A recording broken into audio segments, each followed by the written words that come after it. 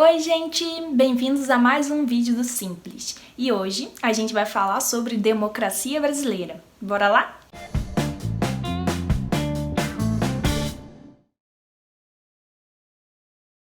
Bom, gente, então, eu vou dividir esse vídeo em 3 partes, mais ou menos, tá? Porque democracia é um tema, assim, delicado e também tem muita coisa pra se falar, pra gente pensar e tal, pra refletir junto. Então eu vou tentar explicar como que ela é hoje em dia, falar um pouco por que ela não funciona tão bem assim, e por fim a gente pensar o que a gente precisa fazer pela democracia, né? Como que a gente pode fazer as coisas melhorarem aqui no Brasil. Então vamos nessa. Bom, para começar eu vou pedir pro Ian aí na edição colocar aqui pra gente o início da nossa Constituição brasileira.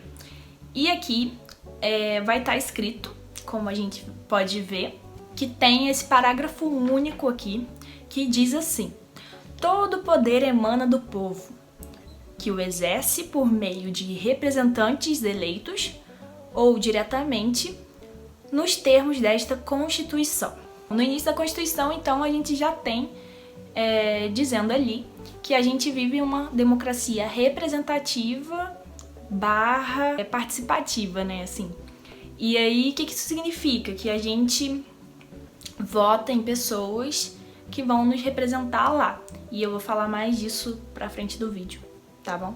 Vou voltar nesse assunto. E nessa parte também da nossa Constituição, fala sobre o Brasil ser uma república federativa. Mas, Maíra, o que isso significa, afinal? Isso significa que o Brasil, né, a nossa nação, o nosso país, ele é dividido em federações. E quais são essas federações? São os estados e os municípios e o Distrito Federal. Beleza, mas o que significa a gente ser separado nessas federações? Bom, vou explicar. A gente tem o nosso governo federal, a gente tem o governo dos estados, né, o governo do Rio de Janeiro, São Paulo, da Bahia, e a gente tem os governos municipais, que são os nossos prefeitos, né? E aí, cada um desses governantes e os prefeitos tem uma certa autonomia diante do seu território. Isso é muito importante da gente frisar aqui. Por quê? Porque recentemente a gente, né, no meio dessa nossa pandemia e tal, a gente ouviu muito o Bolsonaro dizendo que o STF decidiu que os governadores e os prefeitos têm autonomia para decidir o que vão fazer nos seus territórios. Qual que é o problema aí dessa fala dele? Ele diz isso como se o STF meio que tivesse inventado isso, o que não é verdade, né, gente? A principal função do STF é justamente, a gente também vai falar disso mais pra frente, mas já adiantando um pouco aqui, a função do STF é parar para analisar se as coisas que acontecem aqui no Brasil são constitucionais, ou seja, se elas estão seguindo a Constituição. E assim, essa autonomia dos governadores e dos prefeitos, ela já está prevista na nossa Constituição. Então, assim, o STF não tem poder de inventar nada, tá, gente? Eles só seguem o que já está previsto na Constituição. Então, teoricamente, os governadores e os prefeitos sempre tiveram essa autonomia. Então, como a gente já viu, aqui no Brasil tiveram estados que decretaram lockdown, principalmente cidades que decretaram, e outras não. E isso tá dentro dos conformes, não tem nada errado nisso. Então, assim, é bom a gente entender isso. Voltando aqui, então, para a nossa Constituição e tal, para a gente entender como que funciona, então esse nosso Estado Democrático de Direito, que é o nosso regime, né? O que significa isso? Quando a gente está num regime democrático, significa que a gente não vive numa monarquia, né? Que a gente não vive numa ditadura, num governo autocrático, que é a mesma coisa que um governo oligárquico, que significa que é um poder que está na mão de poucas pessoas, né? A gente até pode pensar assim que a gente vive isso, mas segundo a nossa Constituição, não. A gente não vive em outros tipos de governo, né? em outros tipos de regimes. A gente vive num regime em que a gente elege nossos representantes por meio do voto. Então, algo bem diferente de uma democracia seria uma ditadura, como a Sabrina explicou num vídeo dela do canal que ela tem, que se chama Tese 11, que é um canal muito bom, assistam os vídeos dela, mas ela explica aqui que, diferente, né, do que muita gente acha, a democracia, o oposto dela não é o fascismo, ou não é um regime, um governo autoritário. Sim, numa ditadura o governo é autoritário, mas a gente pode ter um governo autoritário numa democracia, como a gente vive hoje em dia, por exemplo. Quando o Bolsonaro tenta esconder os casos de Covid-19, por exemplo, e os mortos, é uma forma de uma democracia autoritária, né? Como em diversas outras situações, que se a gente for conversar aqui, a gente fica o vídeo inteiro só falando de atitudes autoritárias do Bolsonaro, né? Então, dando continuidade aí à organização política, a gente é dividido bem rapidamente em 3 poderes, que é o legislativo, o judiciário e o executivo. Eu vou explicar isso muito breve, porque eu juro que eu e o Ian, a gente já tá pensando em trazer materiais para a gente aprofundar nisso, né? Pra gente entender melhor o que é STF, o que um senador faz, enfim, todas essas coisas que às vezes confundem um pouco a gente, mas explicando muito rapidamente. Bom, o legislativo, o que o legislativo faz? Ele basicamente, a principal função é fazer leis e fiscalizar leis que já existem. O judiciário, ele, como eu disse lá no início do vídeo, ele serve basicamente, principalmente, para ver e julgar se as atitudes das pessoas e das instituições, de empresas, de qualquer coisa, estão seguindo a nossa Constituição, estão seguindo a lei. Então, eles julgam isso aí. E, por fim, o executivo, que tem a principal função de administrar. Então, ele cria ministérios, né? Por exemplo, o governo federal cria ministérios, chamam, né, uma equipe de trabalho para poder gerir melhor o país. A mesma coisa acontece com as secretarias dos governos e as secretarias dos municípios também. Se é tudo tão perfeitinho assim, qual que é o problema, né? Por que não funciona direito? Bom, vou explicar o porquê que não funciona direito. Mas, para isso, eu vou precisar voltar um pouco na história pra gente entender como que surgiu, né, o nosso Estado Democrático de Direito. E para falar disso, eu vou ter que falar sobre liberalismo. Então, assim, vamos lá. Então, gente, vamos falar sobre a Revolução Francesa? Então, assim, foi uma revolução que, basicamente, quem se deu bem foi a burguesia. Quem é a burguesia? Pessoas ricas, empresários, banqueiros, enfim, essa galera ali da época. Por quê? Porque eles montaram uma revolução junto com a classe trabalhadora também, os camponeses e tal. Mas quem, no fim, teve ascensão, né? Quem que acabou se dando bem e pegando o poder, foi essa classe burguesa. Então eu não vou explicar a revolução inteira aqui, porque senão é muita história, né? Eu ia tomar quase que o vídeo inteiro. Mas eu vou deixar uns links aqui na descrição que falam sobre a Revolução Francesa, caso vocês se interessem. Mas, basicamente, quem teve ascensão no poder no fim foram os burgueses, né? A classe burguesa. E aí eles seguiam uma ideologia, né? Uma teoria liberal clássica, o liberalismo clássico, de John Locke. E o que era isso, afinal? Então eles falavam assim: nós queremos liberdade econômica, política e social.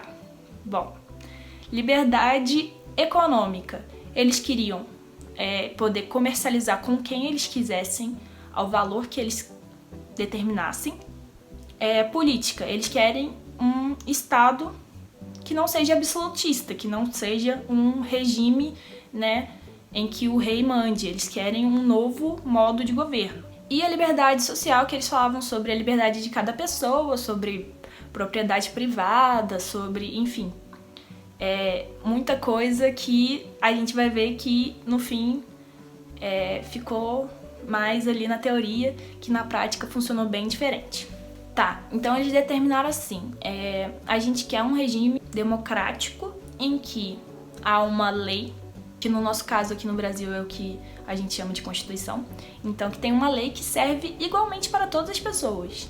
E eles determinavam também que o Estado não teria interferência economicamente, porque eles queriam comercializar à vontade. Só que qual que é o problema disso tudo, gente? A partir desse momento que teve essa ascensão da burguesia, eles começaram a controlar o mercado da forma que eles bem entendiam. Na Revolução Industrial, por exemplo, as indústrias cresceram. A partir daí, pessoas saíram do campo e foram para a cidade trabalhar ali. Só que, como o Estado não tinha interferência nenhuma, os empregadores, os donos, os empresários, eles basicamente faziam o que bem entendiam. Então, eles não davam uma condição boa de vida para os seus trabalhadores, eles não tinham uma proteção social, né? Eles tinham jornadas de trabalho imensas. E isso foi mostrando essa cara, né, do liberalismo que é uma lógica mercadológica que é sustentada pela exploração. Exploração de quem? Das minorias, né? Que são os operários, né? Os trabalhadores, no caso os proletariados, a população negra, mulheres, fora os indígenas que foram exterminados. Então, assim, o que essa lógica liberal faz? Ela basicamente desumaniza grupos sociais. Por quê?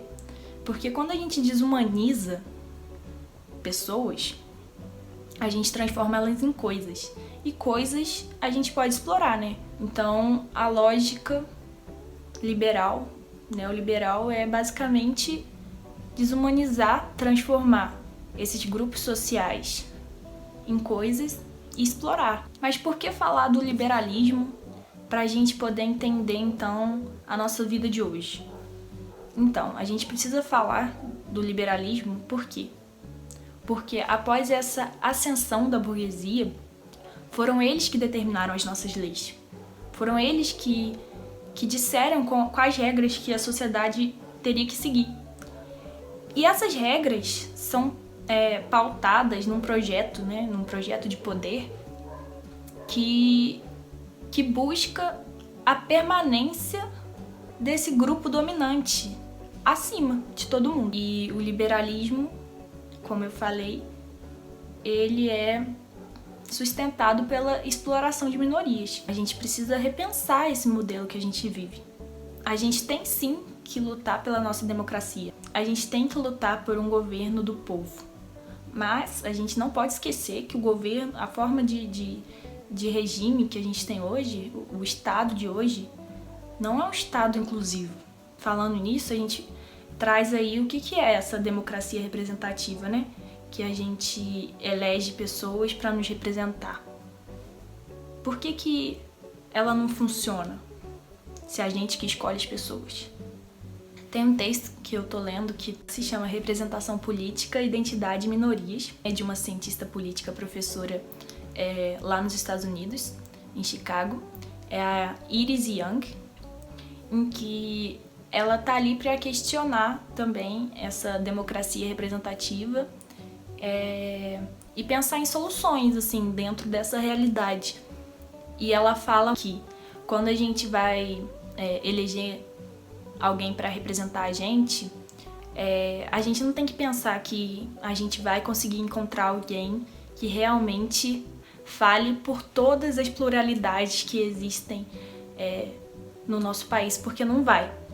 Mas a gente também não pode pensar em alguém que queira derrubar as pluralidades e insistir em dizer que a gente é um povo só.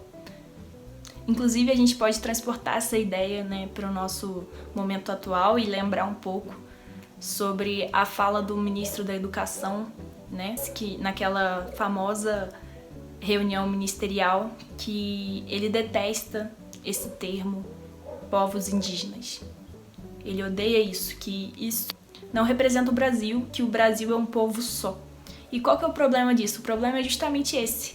A gente não tem que ter um representante da gente que simplesmente pense em um povo só. A gente tem que ter um representante que consiga enxergar todas as pluralidades do nosso país, mesmo que esse representante não faça parte de todos esses grupos, o que é humanamente impossível, né? A gente sabe. Então é isso, é entender o povo brasileiro como um povo plural, não como uma única identidade, tá certo? E a gente só vai poder conseguir também trazer essas mudanças todas para o nosso país se a gente entender as coisas como elas funcionam hoje. É por isso que eu e o Ian, a gente tá aqui, pra conversar com vocês e fazer a gente refletir junto. Então, se vocês gostaram do vídeo, curtam o vídeo, compartilhem, se inscrevam no canal. Obrigada por terem assistido até o final e a gente tá junto nessa luta. Esse foi o Simples de hoje. Tchauzinho!